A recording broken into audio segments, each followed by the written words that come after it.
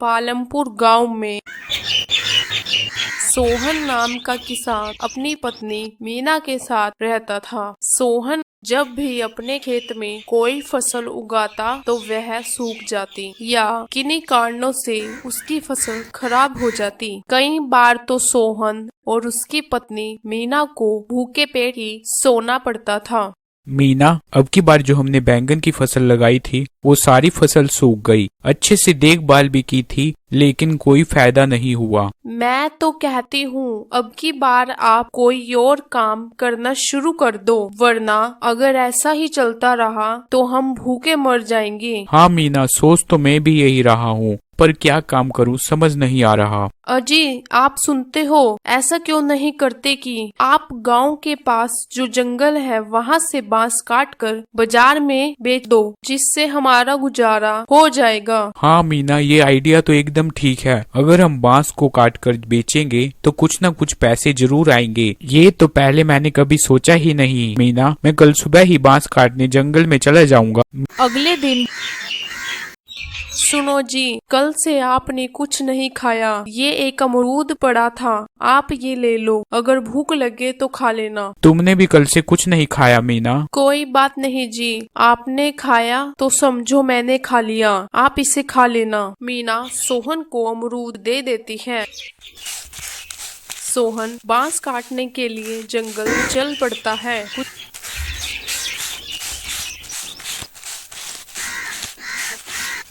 कुछ ही देर में सोहन बांस के जंगल में पहुंच जाता है। ये बांस का जंगल तो बहुत घना है, अगर इन्हें काट कर बेचूंगा तो कुछ न कुछ पैसे जरूर मिल जाएंगे। पहले कुछ देर इस पत्थर के पास आराम कर लेता हूँ। सोहन आराम करने के लिए एक पत्थर के पास बैठ जाता है। सोहन आराम कर रहा होता है कि तभी उसे किसी के चिल्लाने की आवाज आती है। बचाओ बचाओ, कोई मेरी मदद करो। अरे, ये आवाज किसकी है? लगता है आसपास कोई मुसीबत में है। सोहन उस आवाज का पीछा करता हुआ आगे बढ़ता है। बचाओ, कोई मेरी मदद करो, आसपास कोई है क्या? मेरी मदद करो, कोई मुझे बचाओ। तभी उसे एक प्यारा सा पांडा दिखाई देता है जो बांस की झाड़ियों में फंसा होता है। सोहन पांडा को बांस की झाड़ियों से निकाल देता है। तुम्हारा बहुत बहुत धन्यवाद इंसान, तुमने मेरी मदद की। तुम कितने प्यारे हो पांडा, मैंने पहले कभी पांडा नहीं देखा था। तुम तो बोल भी सकते हो। मैं एक जादुई पांडा हूँ और मैं बोल भी सकता हूँ। मेरा नाम मिकू है। पर तुम यहाँ फंसे कैसे? मैं अपने दोस्तों के साथ यहाँ खेल रहा था और यहाँ पर फंस गया।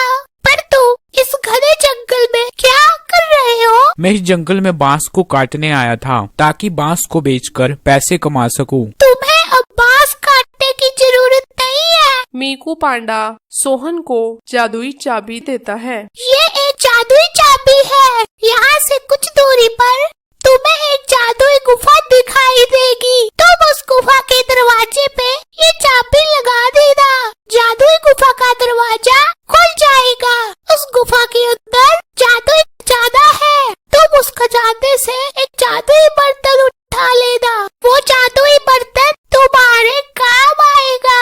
पर याद रखना, गुफा का दरवाजा तभी खुलेगा जब तुम ये मंत्र बोलोगे। आम है पीले, टमाटर है गोल गोल, जंगल में हुआ ये कैसा शोर, बंद दरवाजा तूने खोल। तुम्हारा बहुत बहुत धन्यवाद मीकू। गुफा के पास पहुंच जाता है।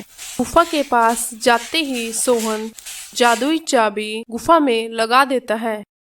जादुई चाबी लगते ही गुफा का दरवाजा खुल जाता है। सोहन गुफा के अंदर जाता है। गुफा के अंदर जाते ही सोहन देखता है कि जादुई गुफा सोने चांदी से भरी हुई है। वहाँ पर ढेरों सोने के बर्तन पड़े होते हैं। सोहन एक बड़ा सोने चांदी से भरा बर्तन उठाकर जादुई गुफा के दरवाजे के पास आ जाता है। रुको, तुम इस गुफा से तभी बाहर जा सकते हो अगर मंत्र बताओगे। अगर तुमने मंत्र गलत बताया तो तुम हमेशा के लिए इस गुफा में कैद हो जाओगे। ठीक है जादुई गुफा, मैं तुम्हें मंत्र बताता हूँ। आम है पीले, टमाटर है गोल गोल, जंगल में हुआ ये कैसा शोर, बंद दरवाजा तू देख खोल। मंत्र बताने के लिए तुम्हारा शुक्रिया मुसाफिर, तर बिल्कुल सही है। सोहन के मंत्र बोलते ही जादुई गुफा का दरवाजा खुल जाता है। सोहन जादुई बर्तन लेकर घर वापस आ जाता है। अरे आप ये क्या लेकर आए हो? आप तो जंगल में बांस काटने गए थे। हाँ मीना, गया तो मैं बांस काटने ही था। मीना, अब हम कभी भूखे नहीं सोएंगे। ये जादुई बर्तन है जो मुझे जादुई गुफा से मिला। इसमें सोना, चांदी और पैसे हैं। सोहन जादुई बर्तन से कुछ सोने के सिक्के ले जाता है। सोने के सिक्के बेचकर जो पैसे मिलते हैं, उन पैसों से घर के लिए राशन ले आता है।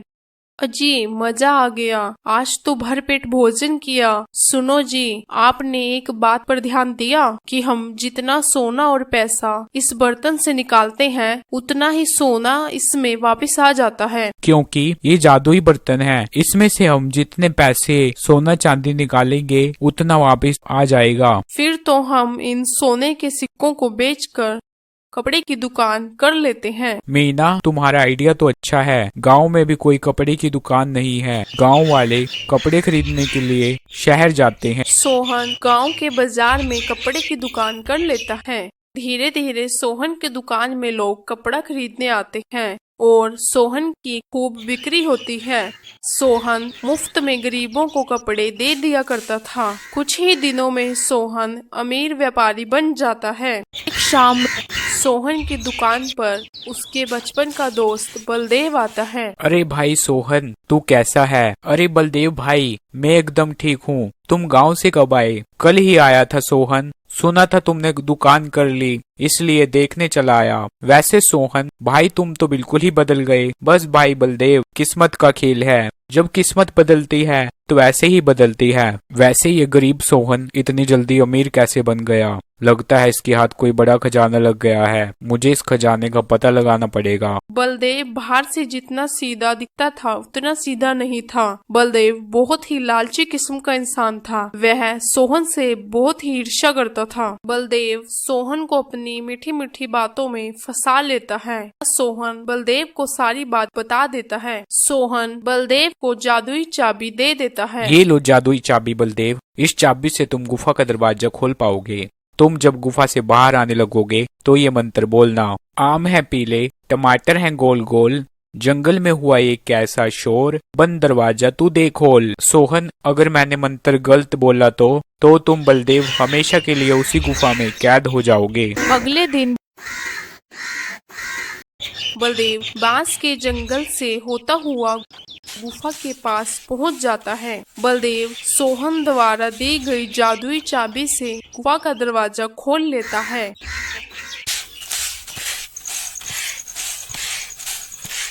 बलदेव गुफा के अंदर सोना, चांदी और हीरे देखकर बलदेव के होश उड़ जाते हैं। इस गुफा में तो सोना, चांदी, हीरों के ढेर लगे हुए हैं। अगर इन्हें मैं बाजार में बेचूंगा तो अपने लिए एक लंबी गाड़ी और बड़ा घर खरीद सकता हूँ। बलदेव सोना चांदी से भरा बर्तन उठाकर घर आ जाता है। घर पहुंचकर बलदेव की पत्नी टिकी बलदेव से पूछती है, अजी आप इतना सारा सोना, चांदी, हीरे और पैसे कहाँ से लेकर आए? कहीं कोई खजाना हाथ तो नहीं लग गया आपके? तुम सही कह रही हो टिकी, मेरे हाथ खजाना ही लग गया है। टिकी, तुम्हें पता है जंगल में जो गुफा है, उस गुफा में सोना, चांदी और पैसों के ढेर लगे हुए हैं। अजी सुनो, अगर इतना सारा सोना हमारे हाथ लग गया तो हम सारे शहर को खरीद सकते हैं। तुम सही कह रही हो टिकी, ये पैसे और सोना चांदी हमारे लिए बहुत कम है। बलदेव और टिकी सोना चांदी के लालच में गुफा की ओर चल पड़ते हैं। कुछ ही देर में दोनों पति पत्नी गुफा में पहुंच जाते हैं। अरे बाप रे, इतना सारा सोना, चांदी, हीरे तो मैंने कभी नहीं देखे। उठा लो टिकी, सब कुछ उठा लो। आज हम इस गुफा का सारा खजाना, सोना, चांदी लेकर चलेंगे। कुछ ही देर में दोनों पति पत्नी खजाने इकट्ठा करके गुफा से बाहर आने लगते हैं। तभी गुफा से आवाज आती है, रुको, तुम इस गुफा से तभी बाहर जा सकते हो अगर मंत्र बताओगे। पहले मंत्र बताओ, फिर इस गुफा से बाहर जाओ। अगर तुमने मंत्र गलत बताया तो तुम हमेशा के लिए इस गुफा में कैद हो जाओगे। मंत्र? हाँ मंत्र मुझे याद है। पीले टमाटर, गोल गोल आम। नहीं, यह मंत्र गलत है। नहीं नहीं, ये नहीं था, ये था। आम है पीले, जंगल गोल गोल। सही मंत्र बताओ, यह मंत्र गलत है। नहीं नहीं, ये भी नहीं था। पीला जंगल, गोल है आम। अगर तुमने मंत्र गलत बताया तो तुम हमेशा के लिए इस गुफा में कैद हो जाओगे। बलदेव सोने के लालच में मंत्र भूल जाता है। बलदेव और टिकी अपने लालच के कारण उसी गुफा में फंस जाते हैं।